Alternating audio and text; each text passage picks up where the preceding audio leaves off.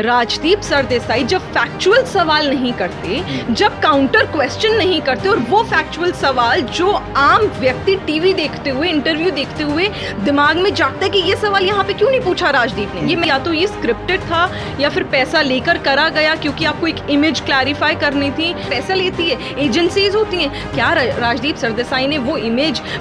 सुधारने वाली एजेंसी खोल ली है? तो ये एक जांच का विषय है। ब्लैकमेल कर रहे हैं आप, थ्रेटन कर रहे हैं कंगना रनौत को कि आप जब चिट्ठे खोल रही हैं मोहतरमा, जो आप ड्रग्स की बातें बता रही हैं, जो आप एक्टर एक्ट्रेसेस के बारे में बोल रही हैं, आप इतने जज्बे से, तो कल को आपको बम्बई आने में आपके ऊपर हमला करा सकते हैं। नमस्कार, मैं शर्मा और आप देख रहे हैं नेट्रिक न्यूज़।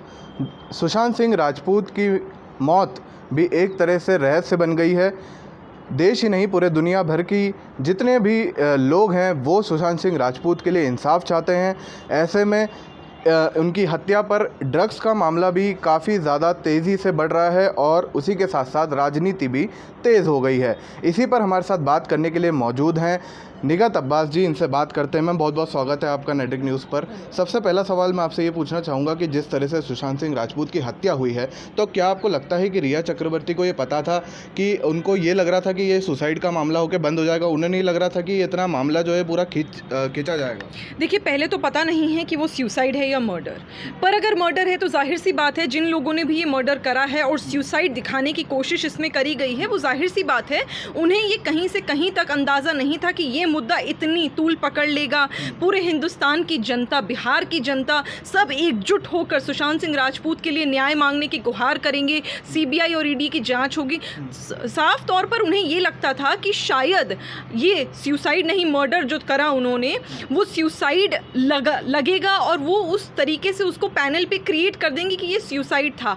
अब उनके लिए शॉकिंग तो रहा, और अगर वाकई रिया चक्रवर्ती ने इसमें कुछ प्लान किया है और वो मर्डरर है, वो कल्प्रिट हैं, तो ये बहुत बड़ा शॉक, बहुत बड़ा झटका उन्हें लगा है, क्योंकि इसमें सेंट्रल गवर्नमेंट ने बहुत बड़ा स्टेप लिया है सीबीआई को इंटरवीन करने देने के लिए। ये बहुत बड़ी चीज़ है। ये मुद्दा, ये राज जल्दी से जल्दी सुलझाने की बहुत ज़रूरत है, नहीं तो हिंदुस्तान की संस्कृति और हिंदुस्तान के लोकतंत्र पर जो लोग आवाज़ उठाते आए हैं उन्हें और मौका मिल जाएगा गलत बोलने के लिए। बहुत ज़रूरी है कि जो हिंदुस्तान की जनता ने मांगा है वो सुशांत सिंह राजपूत के लिए वाकई हो और उस लड़के को न्याय मिले। ठीक है, जिस तरह से ड्रग्स का मामला पूरा सामने आ रहा है कि ड्रग्स का इन्वॉल्वमेंट था, उन्होंने तो, रिया चक्रवर्ती ने तो आरोप भी लगा दिया कि वो मैरिजुआना लेते थे, लेकिन खुद जो है ड्रग का टेस्ट कराने को तैयार हैं। लेकिन आज जब सीबीआई ने पूछताछ करी तो जैद नाम का जो पेडलर है, जो ड्रग्स सप्लाई करता था, उसने माना कि शोभिक चक्रवर्ती को वो ड्रग्स देता था और वो खुद भी कंज्यूम करते थे।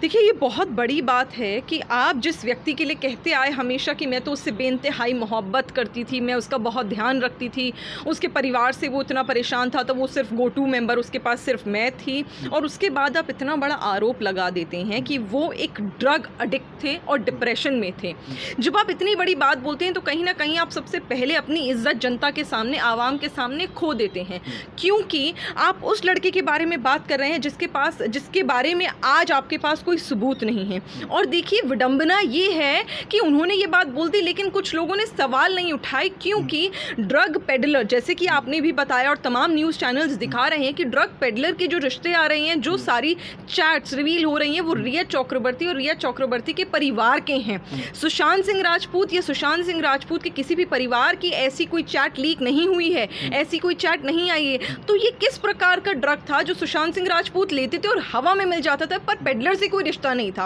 और ये कौन सा ड्रग है जो आप और आपके भाई नहीं लेते, पर आप पेडलर से बात करते हैं और आपकी चैट्स भी आ जाती हैं? तो ये सब घुमाई जा रही हैं बातें, झूठ बोलने की। आज भी उनको यही साजिश और षड्यंत्र वो रचा जा रहा है, और यही वजह है कि शायद जिसको वो मीडिया ट्रायल कह रहे हैं, पर उनकी बातों से खुद पता चल रहा है कि वो कहीं ना कहीं गलत है, और सारे न्यूज़ चैनल्स बाकायदा, यकीनन आप सभी दिखा भी रहे हैं। लेकिन सभी चैनल दिखा रहे हैं, लेकिन एक ऐसा चैनल है जिसके बारे में बात हो रही है कि उसके चैनल का एक इंटरव्यू बहिष्कार करना चाहिए। लेकिन मैं आपसे ये पूछना चाहूँगा कि जिस तरह से वो इंटरव्यू लिया गया था, एंड अगर आप उसका देखें तो रिया चक्रवर्ती ने कहा था सत्यमेव जयते, और वहीं जब राजदीप सरदेसाई कह रहे थे सत्यमेव जयते, और उन्होंने उनको सत्यमेव जयते हुए थम्स अप भी दिखाया।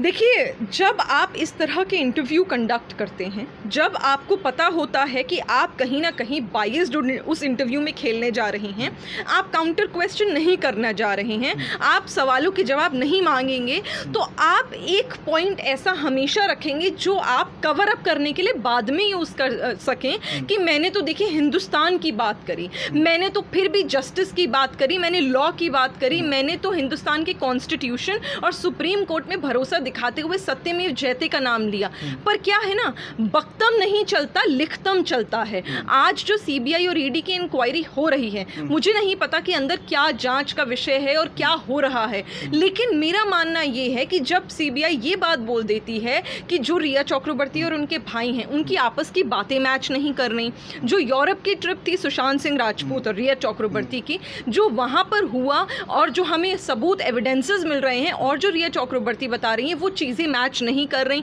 तो क्या ये एक चिंता का विषय नहीं है जनता के लिए कि क्या वाकई रिया चक्रवर्ती ने ही ऐसा करा है? रिया चक्रवर्ती झूठ बोल रही हैं, कोऑपरेट नहीं कर रही हैं, तभी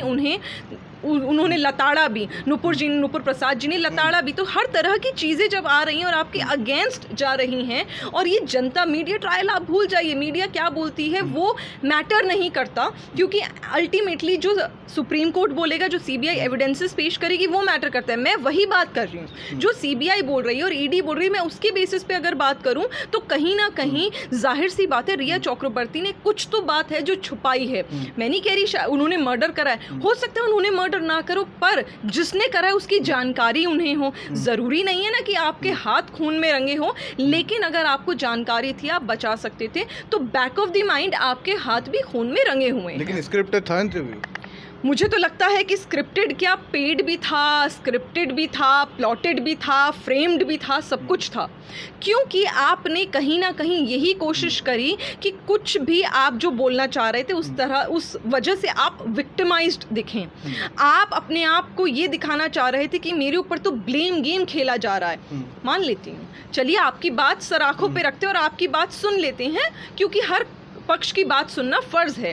पर राजदीप सरदेसाई जब फैक्चुअल सवाल नहीं करते, जब काउंटर क्वेश्चन नहीं करते, और वो फैक्चुअल सवाल जो आम व्यक्ति टीवी देखते हुए, इंटरव्यू देखते हुए दिमाग में जागता है कि ये सवाल यहाँ पे क्यों नहीं पूछा राजदीप ने, ये मैं और आप नहीं कहेंगे, आम व्यक्ति ही कह देगा कि ये सवाल था कि 17,000 की ईएमआई, अरे 50 लाख पे कौन सी 17,000 की ईएमआई होती है, और अगर आप वो नहीं दे पा रहे तो 80,000 के किराए की आपने बात नहीं करी, 17,000 की ईएमआई। मतलब ये घुमावदार बात ये आम जनता ही सवाल कर लेगी। उन सवालों तक के जवाब आपने नहीं मांगे, जबकि आप अपने आप को बहुत ही वरिष्ठ पत्रकार और बहुत ही वरिष्ठ चैनल का जानकार समझते हैं और मानते हैं और दिखते हैं। तो ये कहीं बिल्कुल दर्शा रहा है कि या तो ये स्क्रिप्टेड था या फिर पैसा लेकर करा गया, क्योंकि आपको एक इमेज क्लैरिफाई करनी थी शायद, क्योंकि ऐसे आप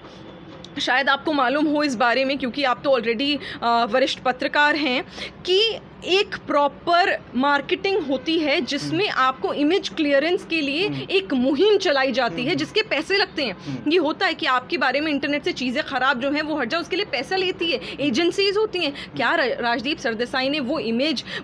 सुधारने वाली एजेंसी खोल ली है? तो ये एक जांच का विषय है। तो कहीं ना कहीं इस पर राजनीति भी तेज हो गई है, और ऐसे में संजय राउत का भी एक बयान सामने आया है कंगना रनौत को लेके कि अगर आप मतलब वो बता रहे हैं कि मुंबई आपके लिए सेफ नहीं है। मतलब कुछ आप सोचे, इतने बड़े प्रवक्ता हैं, शिवसेना के हैं, लेकिन उसके बावजूद भी ऐसे बयान दे रहे हैं। बड़ी ही ओछी बात करी संजय राउत ने, क्योंकि आप एक बहुत ही बड़ी सरकार, महाराष्ट्र की बहुत बड़ी सरकार मानी जाती है, क्योंकि बहुत ही बड़ा राज्य है और सबसे ज़्यादा मेट्रोपॉलिटन सिटी है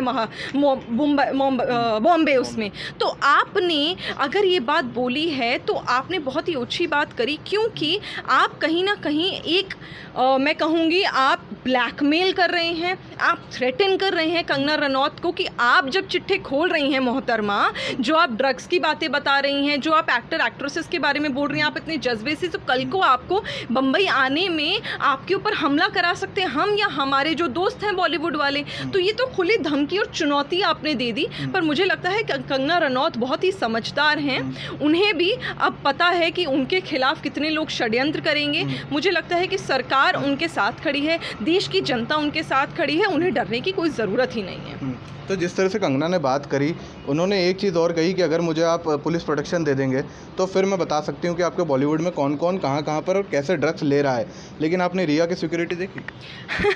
देखिए, यही वाली बात होती है ना कि सांच को आँच नहीं मानकर हम चलते रहते हैं और हमें लगता है कि उस महिला को कोई दिक्कत नहीं होगी। लेकिन सच बात ये है कि कंगना रनौत पर वाकई जो इतने बोल्डली वो बातें कर रही हैं और सारे जो पढ़ते थी वो झूठ की वो हटा रही हैं बॉलीवुड के बारे में, तो उनको सिक्योरिटी की ज़रूरत है। बहरहाल वो मिलेगी या नहीं वो प्रोटोकॉल है, वो सरकार का विषय है, मेरा विषय नहीं है। पर हाँ, जिस जज्बे के साथ और निडरता के साथ वो आगे आके बोल रही हैं वो बहुत बड़ी बात है। जहाँ तक कि रिया चक्रवर्ती की बात है, रिया चक्रवर्ती ने हमेशा अब जल्दी वो कोशिश में लग गई हैं कि वो विक्टिम प्ले करें और अब उन्हें वो, मुझे तो लगता है कि सही कह रहे हैं आप कि उनकी सिक्योरिटी की बात, पर मेरे को लगता है अच्छा है उनको सिक्योरिटी है और मिले तो। इसलिए मैं कह रही हूँ क्योंकि कोई भरोसा नहीं है, जो पीछे इनके लोग हैं, माफिया जो लगा हुआ है, वो कल को रिया चक्रवर्ती को ही मरवा दे ये कहकर और ये सोचकर कि कहीं जो उनके काले चिट्ठे रिया चक्रवर्ती दबाव में सीबीआई के आके खोल ना दे। इस वजह से अब जो हो रहा है उसको होने दिया जाए, उसी में सबकी भलाई है और जल्दी ही इसको सच्चाई को पता, मुझे पूरा भरोसा है कि जल्दी कुछ ना कुछ निकल कर आएगा, क्योंकि कोर्ट ने खुद कहा है कि 45 दिन का समय सीबीआई के पास है जिसमें वो कुछ एविडेंसेस पेश कर सकते हैं। Let's see, I am hoping कि जल्दी एसएसआर को न्याय मिलेगा, परिवार को न्याय मिलेगा और जो भी कल्प्रिट है वो सराखों के पीछे होगा। अच्छा, एक आखिरी सवाल आपसे ये है कि कहीं ना कहीं कुछ मेल जोल दिखता है, क्योंकि संजय राउत का अगर आप बयान देखें पहले इंटरव्यू के पहले, जो आज तक को इंटरव्यू दिया गया था उसके पहले, तो उन्होंने कहा था कि जो सुशांत सिंह राजपूत की मौत हुई है उसके पीछे कहीं ना कहीं परिवार का भी एक हाथ है, कि उनके पिता ने दूसरी शादी कर ली थी और उससे वो खुश नहीं थे, परिवार में कहीं अनबन थी। वही रिया ने इंटरव्यू में कहा। और अब जब संजय राउत ने इनको लेकर